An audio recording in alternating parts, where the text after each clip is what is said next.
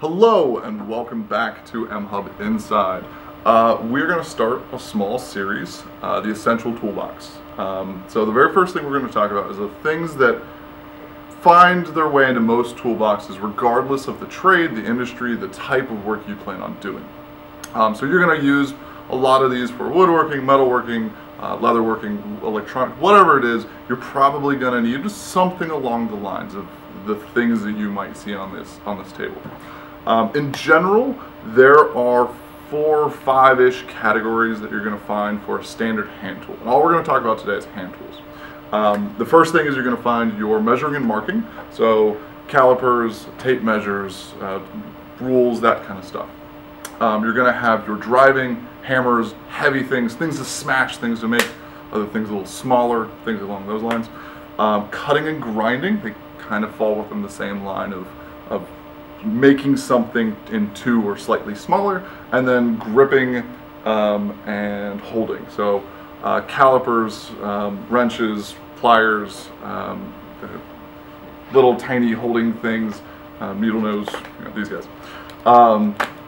So I'm sure there's going to be something I miss. Please let us know in the comments, something that you want to hear a little more about. But the very first thing we're going to talk about is calipers. Depending on the tolerance, or not calipers, but measuring and marking, depending on the tolerance of the kind of stuff that you're trying to do, dictates the level of accuracy of your measurement that you need. Most people are going to be familiar with a tape measure. So you have, this is an American standard tape measure, so you're going to have inches, eighth, quarter, 3/8, etc. On here. Some of them are marked with metric for our worldwide component people. But the tolerance here, you got a little bit on the end that's going to be flexible for wood, whether you're pushing or pulling on the end of a tape measure, that kind of stuff, which is fine. Wood grows by a couple of 1/16ths if it gets a little more moist and expands and things like that. Metal, on the other hand, is going to be a little bit more finicky. You might be going down to the thou or a couple of thou, so 0.001. So in a case like that, you're going to need probably something along the lines of a caliper. To mention, actually to roll back slightly, depending on how much working and building stuff you're going to do, you don't need to go out and immediately buy the most expensive of everything. There's 2 schools of thought for this. Buy the cheapest you can, and whatever you happen to break, you're going to use that one the most. So buy the next expensive one when that one breaks. Or if you're really getting into a hobby or you're going to stick with it for a long time, buy once, cry once. Meaning, buy the fairly expensive Starrett, Michitoyo, measuring, whatever it might be, and you will never have to replace it because that's a lifelong tool. So the stuff that your granddad passed down to you is still in his workshop. It's probably the buy once, cry once. Don't throw it away. If he wants to give it to you, awesome. Those are lifelong tools. So stuff like that. So back to what I was meaning by this. So like this is a Michitoyo caliper versus a Starrett caliper. They're different styles. This one's going to be a little bit cheaper because it's a dial indicator. This is going to be a little more expensive because it's a digital caliper. So if I'm starting out, I might buy a dial indicator, and that's fine. If I know I'm going to use this forever and ever, I might buy a digital caliper because it's also a little bit easier, but it's also your preference on style of tool. And that's definitely not to say that one or the other is better. They're both fantastic tools. If you're woodworking, you might use a slide scale and square. So this is something that you're probably going to be good with on wood, but not so much if you're doing very fine metalworking. And the same could be said if you're doing something with welding, where the tolerances are a little bit greater, because as soon as you apply heat to something, it's going to expand, and it's a different measurement than before. Things also you'll need is to double check if your stuff is square. So this is a 1, 2, 3 block. This is a machinist square. This was going to be, you butt it up to the corner of something that you've made to make sure that it's not a couple of degrees off. You can check the corners very easily. They make them in a ton of different sizes. This is just a little itty bitty one. This is a 1, 2, 3 block. It is exactly 1 inch, 1 inch, 2 inch, and 3 inches. You can use these for setups. You can use them for rising things a very particular amount. They're super handy, and you can buy ones made in China for very cheap, a couple bucks a block. Highly recommend having, I don't know, 10 of these lying around, maybe 10's a few. Things like this are going to be a little more delicate, so you're going to want to treat them a little bit nicer. Same for a majority of your measuring tools. This is a speed square. You're going to find this kind of stuff in construction a lot, woodworking. You can very quickly just run 90 degree, 45 degrees, and all of these little markings as well for figuring out different angles very, very quickly. Google videos on how to use these things. It's amazing the amount of weird markings you can do very quickly with this kind of stuff. I mentioned marking as well. The standard Sharpie is going to be like a super tool. You're going to use it all the time. If you're doing metalworking, a silver Sharpie shows up a lot better than a black Sharpie often. Grease pencils are also super lovely. They'll mark on just about anything, including myself, and come off fairly easy with a little bit of soap. If you plan on doing anything with automotive or bolting things together, thread checkers are essential. Different styles, these all do the exact same thing. It's just dependent on what you like. So if this is a metric set, you simply have the female thread and the male thread, and engraved right on there is what the size of that bolt is. Same thing with these little cards. You start with the major diameter, and then you can get the minor or the fine thread or the rough thread. My personal favorite, a couple of these are the shop managers, my personal favorite is to carry one of these little guys around. Super compact, and it holds every kind, well not every kind, but a majority of the threads you'll ever find out in the field, and you just slap it on the edge of it, and you know exactly what size it is. Super lovely. This one is a Starrett number 474. It's come in handy quite a bit. So that is a majority. Oh, one other one you'll find often is a scribe. So what a scribe is, we're going to move on to another tool very quickly. This is a needle nose pliers. Scribe is going to be a very, very fine point tip of metal, often carbide, high-speed steel, something like that, that you can use in conjunction with a square to mark a very, very fine line. So this is typically something you're going to find in metalworking. With wood, it's going to tear through a little bit, so if it's a nice finished top, you wouldn't want to use something like this. Striking, so hitting stuff. So many different types of hammers. The one that a lot of people might know, this is your standard claw hammer. I don't have one on these tables. It's going to be a woodworking tool. This is an engineer's hammer. Pretty much, I need to knock a rusty bolt.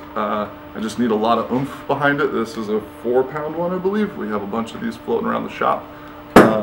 My personal favorites are going to be a dead blow hammer. So what this says is some lead shot in the head. There's no bounce. You've hit a hammer before and it just like bounces off the table because there's just recoil of whatever it's hitting.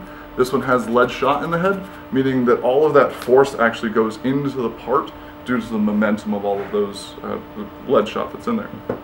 A versatile style is one of these guys. Has exchangeable heads, so rubber, hard plastics, metal, brass, whatever it calls for in the moment. If you don't want to mark it, you want a little bit softer impact, these are nice because if you really wanted to, you can make your own weird face. They're standard 1/4-20 thread more often than not. And then we also have a brass hammer. So if it's something that might be near something flammable, this won't spark. So that's a good thing to have, and it's fairly dense. It's not going to bounce much either. It's going to deform. You can see that this has a little bit of mushrooming, and that's just so that you're less likely to mark the thing that you're hitting, and this is going to take the brunt of the damage. Stuff for cutting. Cutting and grinding, I've kind of combined into two. Often, number one tool is just simply a utility blade. They're quite lovely. You can exchange the blades when they're dull, throw them away. They're super cheap, come in a variety of styles. Personally, I always like one that retracts. The folding can be a pro or con, all depends on what you're doing.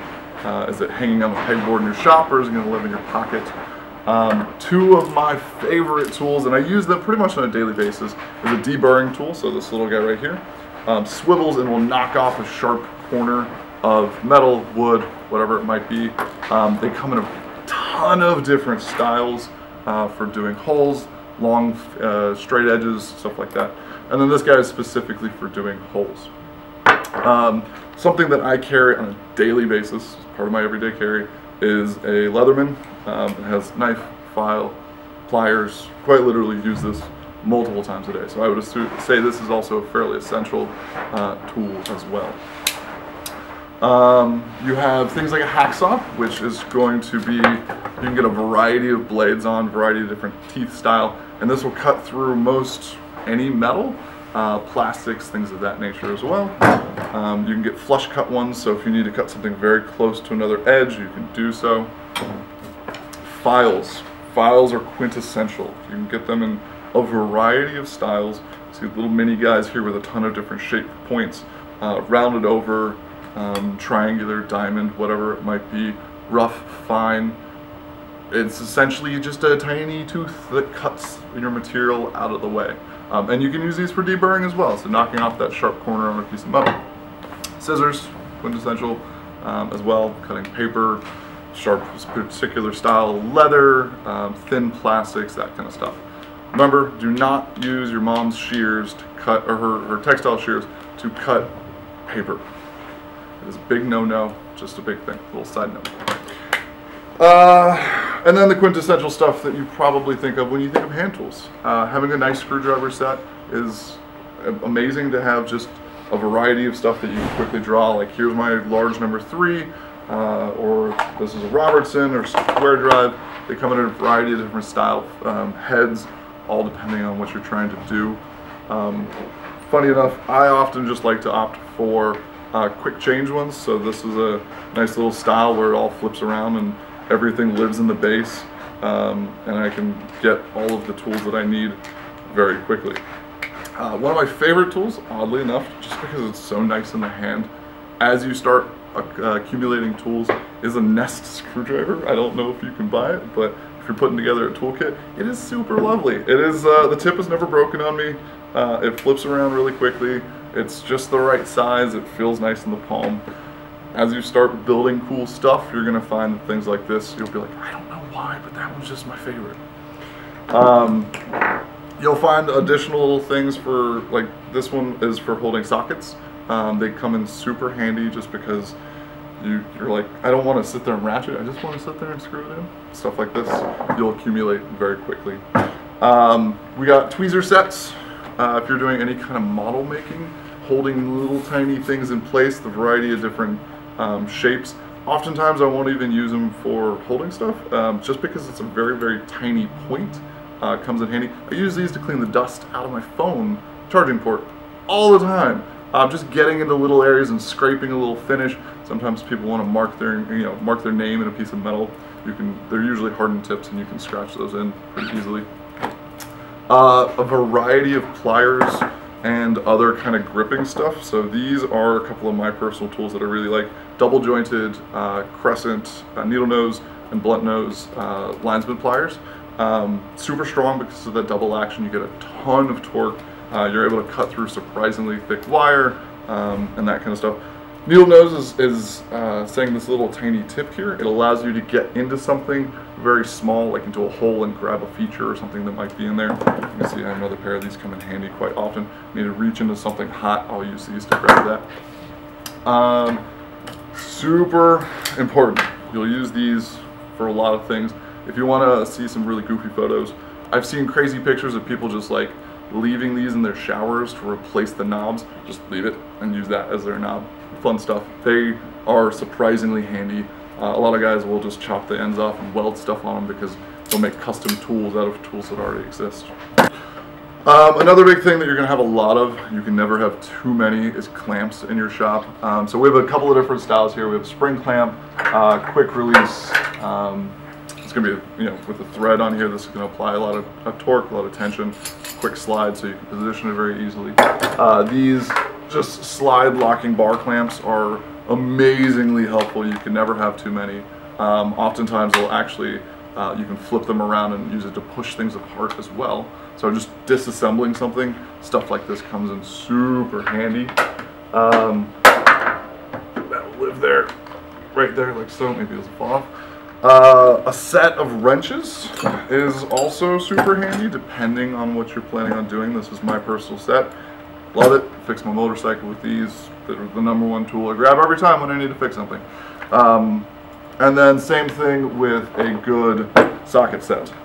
This is an old Craftsman set that has not failed me yet. A couple of things in here that I've custom turned down to fit old motorcycle spark plugs. That's one thing that you're going to do a lot as well, is modify existing tools to fit the job. So that's why cheap tools also come in handy, because you don't want to buy something really expensive and then, oh, I really need to turn down this on a lathe. That sucks. Like, I paid a lot of money for this. So things like that. I'm sure there's some stuff that you're going to recommend. Please let us know down in the comments. We love some engagement. You're going to have a couple more labs coming up, metal shop, wood shop, things that we recommend you keep if you're building just that kind of lab. We'd love to hear from you. Please like, subscribe, smash that like button, and we'll see you on the next one.